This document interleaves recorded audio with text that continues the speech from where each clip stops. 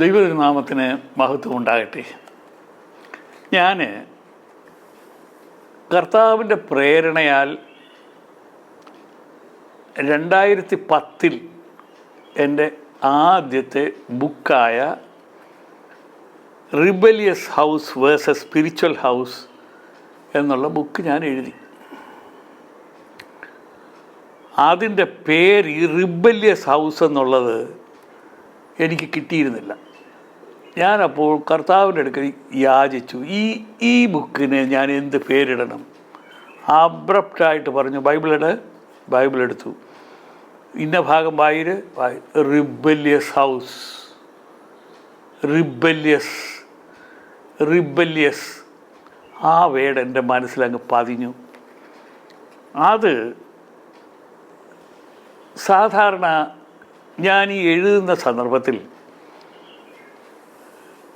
Rebellious house എന്ന് പറഞ്ഞാൽ ആൾക്കാർക്ക് മനസ്സിലാകും. പക്ഷേ വേഴ്സസ് സ്പിരിച്വൽ ഹൗസ്, അന്ന് കാലത്തൊക്കെ ഇതുപോലെ പരിശുദ്ധാത്മാവിനെക്കുറിച്ച് ആൾക്കാർ പറയാറില്ലായിരുന്നു.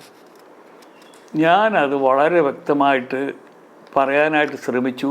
എല്ലാവർക്കും എപ്പോൾ വേണമെങ്കിലും കൈ നീട്ടിയെടുക്കാവുന്ന ഒന്നാണ് പരിശുദ്ധാത്മാവെന്ന് ഞാനിതിനകത്ത് വളരെ കാര്യമായിട്ട് വിവരിക്കുന്നുണ്ട്.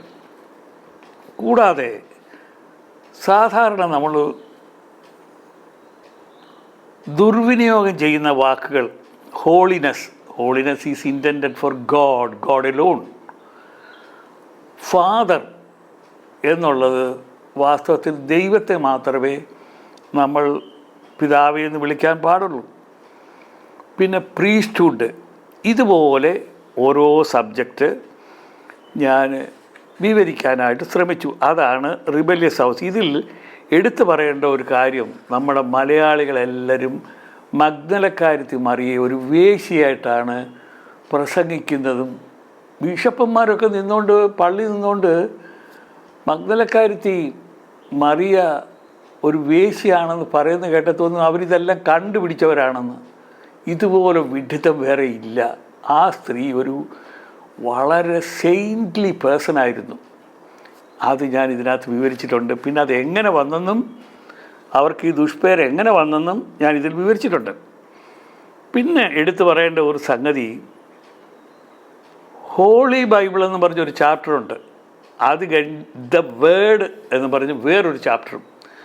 ഒരിക്കൽ ഒരു വലിയ പണ്ഡിതൻ എന്നോട് പറഞ്ഞു, ഹോളി ബൈബിൾ തന്നെ അല്ലയോ ദ വേർഡ് എന്ന് ചോദിച്ചു. അപ്പം ഞാൻ പറഞ്ഞു, ഹോളി ബൈബിൾ എന്ന് പറഞ്ഞാൽ ബുക്ക്, വിശുദ്ധ വേദപുസ്തകം.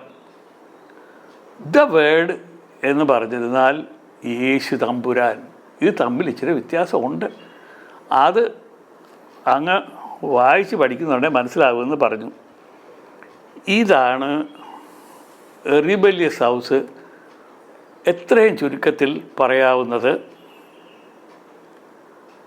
ഇതിനകത്ത് പല സംഗതികളും നിങ്ങൾ കേട്ടിട്ടില്ലാത്തതുണ്ട്. ഉദാഹരണം, ഈ ഹെല്ലെന്ന് പറഞ്ഞത് എവിടെയാണ് ആർക്കറിയാം?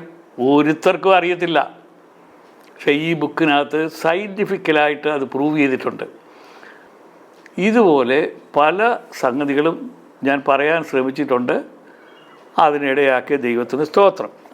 പുസ്തകം ആവശ്യമുള്ളവർ വിളിക്കേണ്ടുന്ന നമ്പർ 9746681444. നമ്പർ ഒരിക്കൽ കൂടി പറയാം, 9746681444.